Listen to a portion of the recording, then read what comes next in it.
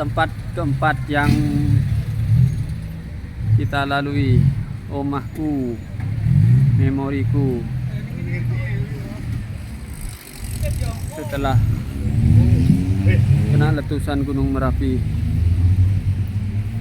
Sugeng Rawuh, dan dijadikan museum. Rumah asal lah kan ada dia. Ini rumah orang berada lah.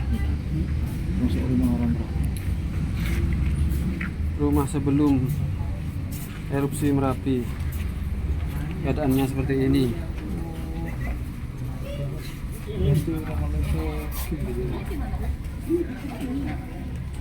Posisinya ini loh.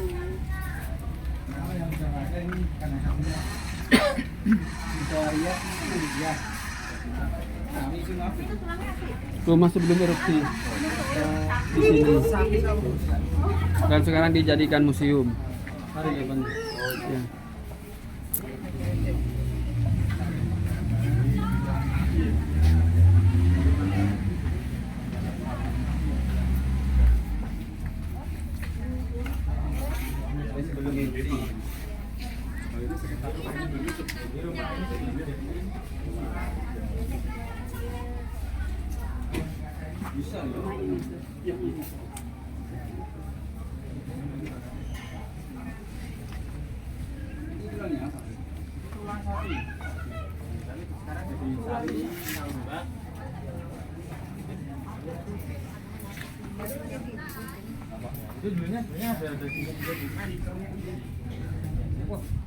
Ini rumah sawah Drun. Ini kayak Lali. dua sapi ya? Sarwoaji. Dua sapi. Sarwoaji. Ayo tuh, fotoin di miniatur. Kayak orang susah. Ya mungkin Tenang, Mare. Bentar lagi saya. Kerangka sapi setelah kena erupsi Gunung Merapi.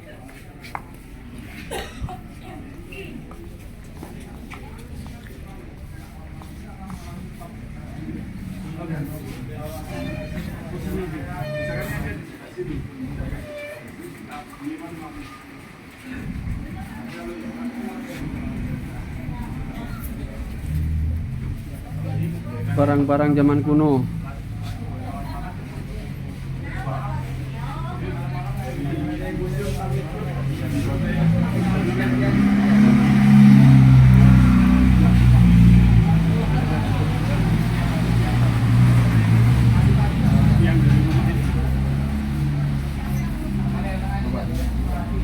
Ini bentuk dari awan panas atau tidak sengaja bentuknya membentuk seperti itu.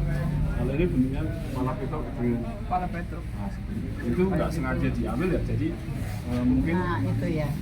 dari beberapa jepretan di kamera ternyata ya ada salah satu hasil dari kalau ini pas Merapi erupsi tahun 2016 erupsi juga dulu sampai di namanya di Panger itu ya, daerah yang terkena dampak awan panasnya itu sampai radius 5 km. Jadi dulu ada 2 orang relawan yang meninggal di dalam awan karena dia mencoba menyelamatkan di situ, tapi karena awan panas yang muncul itu beserta material, jadi seperti ini. Ya, jadi dia ketimbun kayak jadi kena awan panas, dan awan panas itu ada material batu-batu.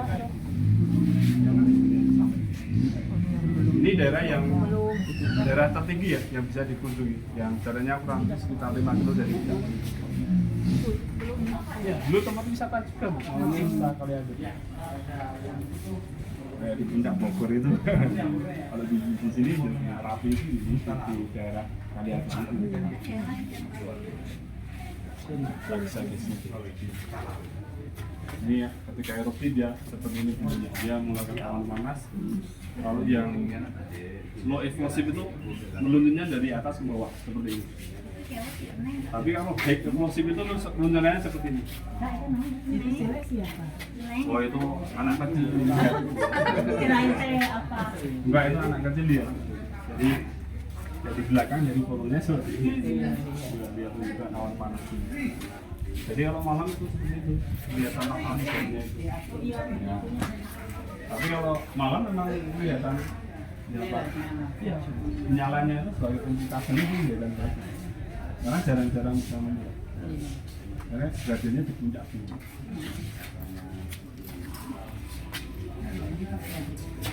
Nah, banyak jadi ketika erupsi itu banyak masyarakat di radius sekitar 7-8 km itu melihat. Mungkin kalau erupsi seperti ini dari daerah dekat sini nggak lihat, tapi di bawah lihat karena bisa terhalang kabut seperti di sana. Jadi kebanyakan yang bisa melihat perbedaan itu dari daerah-daerah di bawah. Nah, di sini ada jam erupsi. Jadi salah satu peninggalan yang diketemukan itu ternyata jamnya itu hanya di angka 12 lebih 15 menit tengah malam.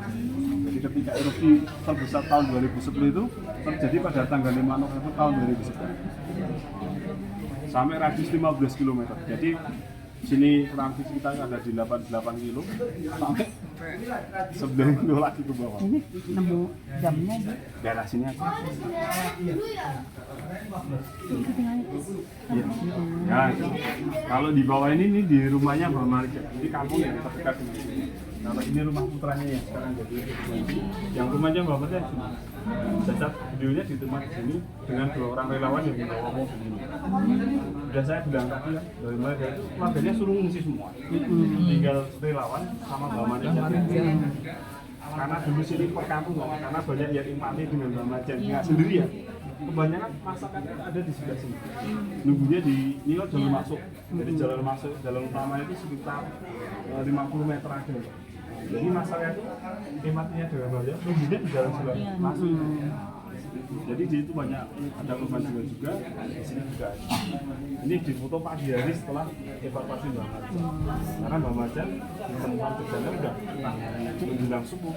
Karena waktu itu karena erupsinya malam, kita mulai operasi SAR itu dari jam 8 malam sampai jam 12. Karena ini jam 12 harus berhenti mengingat situasi yang belum kondusif, baru dilanjutkan pagi hari. Tapi karena waktu sampai jam 12 malam itu jenazahnya Mbak Marja belum ditemukan, paginya ditemukan di bawah rumah. Beliau ditemukan dalam posisi menghadap ke selatan. Karena ada filosofi juga. Ini mana di sini? enggak ini di sana. Kalau di sana masih di atas. Enggak di sebelah sana. Di seberang batu ini. Ini itu juga. Di kota Jogja ini yang radius 30 sampai 20 km dari puncak gunung itu dulu terjadi hujan besar. Jadi dia aman. Cuma dibutuhkan saja. Jadi nggak terlalu besar. Kami hanya harus masuk sama kacamata saja karena jarak pandangnya susah. Ini tadi rumah petilasan ini tadi. Ya, ya ini hari pertama setelah terkena erupsi. Di sini makamnya ini. Bukan makam. Nah, itu titik ditemukan jenazahnya aja. Hanya titik aja.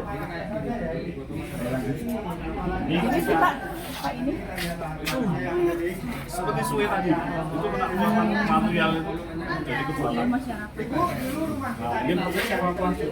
ini kita Jadi evakuasi itu ketika itu hanya bisa membawa motor, mobil, ini apa aja buat masyarakat sana. buat evakuasi. Orang kampung.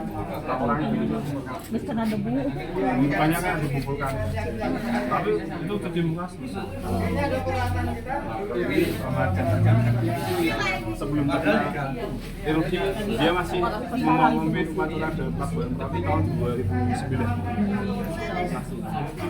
Yang sekarang jadi juru kunjungnya ya. Anaknya yang berapa Marjo? Yang ini. Oh belum kenalan ibu. Itu ingat sering ada di TV. Ini Mbak Marji. Ini anaknya. Yang roso-roso. Roso-roso itu karena dia waktu itu karena ada rasa pengabdian karena beliaunya ada dia dijadikan juga pernah dengan kalimat roso-roso itu muncul dari pertanggungjawaban slogannya beliau. Sini kamu kita temu belakang tadi juga masih. Kalau rumahnya masih. Oh, si Mas. Iya. Kalau ini tempat relokasi ya. Jadi Ini kalau ini masjid yang di mana masjid? di bawah sana Bu. Nah, ini ada cerita juga. Masjid ini harusnya hancur. Iya. Enggak ya. Ini rumah yang sebelah situ hilang. Sebelah sana hilang. Masjidnya masih utuh. Saya nggak bisa menjelaskan, punya sendiri yang bisa. itu ada di bawah. Nah, jadi masyarakat dulu yang jadi korban jiwa itu kampungnya hancur, mereka direlokasi. Jadi tempat pengungsian dia berpindah di namanya hunian sementara sebetulnya. Sambil menunggu hunian tetapnya jadi sekitar sini kurang lebih sekitar 6 sampai 7 bulan. Setelah selesai, kalau selesai mereka dijadiin rumah sakit di bawah sana. Ini di kampungnya Mbak Marji. Ya, kalau ini mayat-mayatnya. ya, jadi ketika erupsi yang tanggal 5 November itu banyak erupsi karena radiusnya sampai 15 km. Jadi ketika itu daerah aman, mereka tidak mengungsi semua. Dan di luar logika lagi, erupsinya itu malam. Jadi mereka kebanyakan tidur. Nah, tidak bangun. Ini bangun sudah tidak alam. Dan mereka mengalami luka bakar yang hampir 90%. Jadi mereka tidak bisa diidentifikasi, hanya dikasih nama Mr. X, kamu dia diketemukan. Nah, ini yang ini di radius 15 km. Paling keluarganya ya yang nyari. Ya mungkin kalau mungkin rumahnya si A, wah mungkin ini bapaknya si A. Nah, ini makam yang erupsi yang pertama yang tanggal 20. Ini liburannya di mana Mas? Kalau ini di Seigal Sleman, jadi di Sleman sebagian barat dulu kan daerah yang aman. Kalau yang ini nanti kita melihat di sampingnya. Ini proses evakuasi dan pemakaman juga. Tapi ketika yang erupsi yang pertama itu ada 39 orang yang meninggal. Tapi tidak meninggal pada hari itu semua. Pada hari pertama dia meninggal ada sekitar 15 sampai 20 orang aja. Yang lain masih menyusul dengan sendirinya. Kalau ini suami dari mbaknya ini namanya Mas Andri, itu tetangganya Bang Marji. Juga waktu dia mau jemput bapaknya. Jadi kebanyakan korban jiwa itu meninggal karena mau evakuasi menjemput keluarganya yang belum terevakuasi ya. Dibawa ke tempat aman. Tapi karena waktu itu udah malam dan awan panas itu nggak kelihatan loh. Jadi tiba-tiba cuma gelap aja terus ada debu, sudah langsung panas aja. Banyak kan korban jiwa yang selamat waktu itu mengalami luka bakar.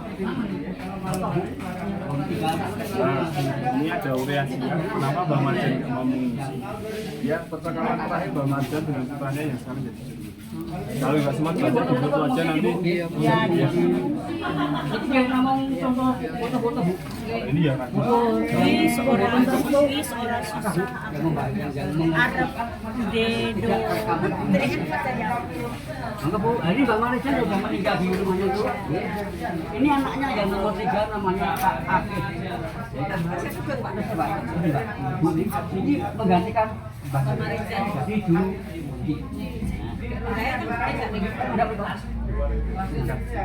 nah istrinya Bang Marjan baru meninggal 3 bulan yang lalu. Ini Bu, ini kamu boleh ini puncaknya. Nak Arif aja lagi di sini.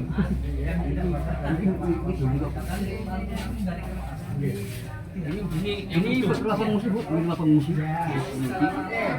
Iya. Yang ini Bu, ini makam masal yang kita lewat tadi. Ini yang tanggal 5 November. Ini yang benar. Ya. Ini yang lain. Itu sampingnya yang sebelahnya itu habis. Asli samping yang biaraannya palukan. Karena diplastikin aja dia biar lebih awet ya. Ini karena dari bantuan api yang setiap kampung sama tentara ya Pak. Matang tuh bubur matang. Tahun 2010.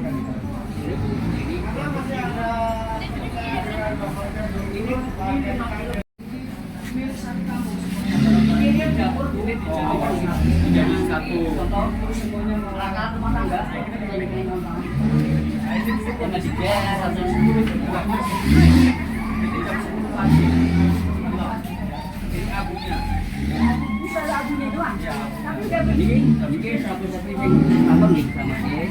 ini sih informasi kayak gini.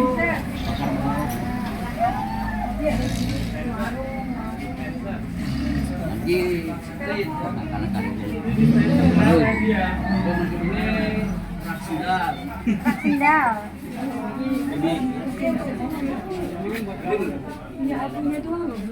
kalau abunya di sini ada sisa-sisa abunya ini ada. Ini baru dilewatin orang panas misalnya nih. Iya.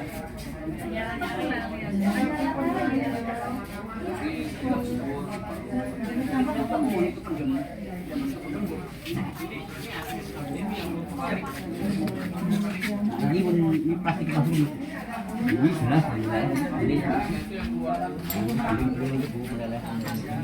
ini asli untuk apa? Ini masih asli, masih original ya. Jadi ini dari tahun 2010 Pak. Ini Dari 2010. ini kan Yang lain sudah dibersih cuma yang ini disisain. Dari kondisi setelah 2010 dia jadi benar-benar mas. ini tadi pun jalan terus dijual pagi ini. Bukan lahannya. Lahannya kan yang mereka cek itu baru